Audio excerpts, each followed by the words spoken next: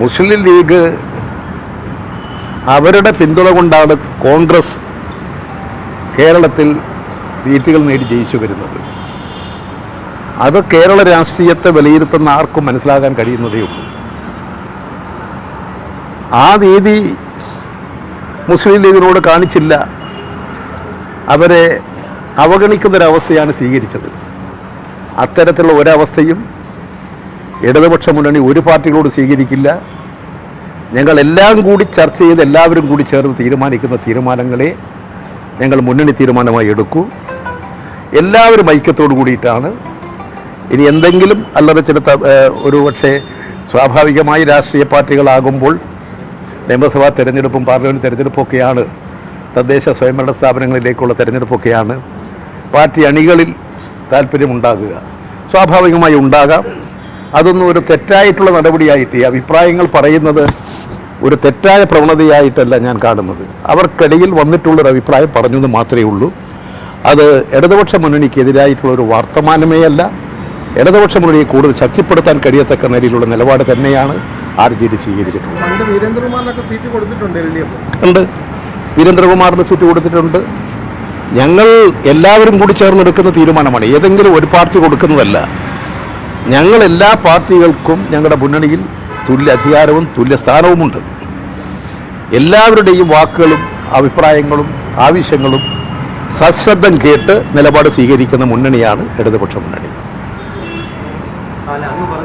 ഇപ്പോഴത്തെ കൺവീനർ RJDയുടെ തിരിച്ചുള്ള ഒരു LDF പ്രവേശന സമയത്ത് അങ്ങനെ എന്തെങ്കിലും ചർച്ച നടന്നില്ല? എൻ്റെ ശ്രദ്ധയിൽ അങ്ങനെ ഒരു വിഷയം ഇല്ല.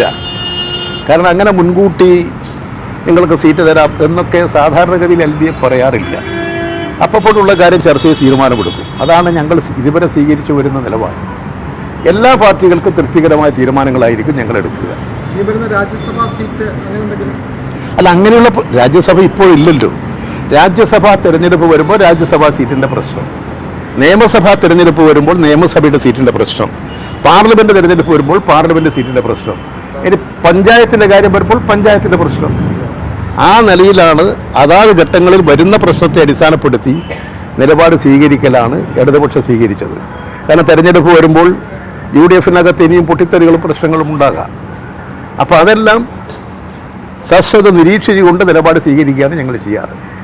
RJDയുടെ പ്രശ്നം RJDക്ക് സീറ്റ് നൽകാൻ പറ്റുന്ന സാഹചര്യം മുന്നണിയിൽ ഇല്ല എന്ന് സഖാവ് സൂചിപ്പിച്ചു. ഇപ്പോഴത്തെ അവസ്ഥ അതുപോലെ തന്നെയല്ലേ കോൺഗ്രസിൻ്റെ അവസ്ഥയും. കോൺഗ്രസിന് ഏറ്റവും നിർണായകമായ തെരഞ്ഞെടുപ്പ്, അവിടെ ലീഗിന് സീറ്റ് കൊടുക്കുക എന്ന് പറയുന്നത് അവർക്ക് അവരുടേതായ ബുദ്ധിമുട്ടില്ലേ? അങ്ങനെ അവഗണിച്ചു. ലീഗ് കോൺഗ്രസ് കൊടുത്ത് ലീഗ് മത്സരിക്കേണ്ട അവസ്ഥ ലീഗിനുണ്ടോ?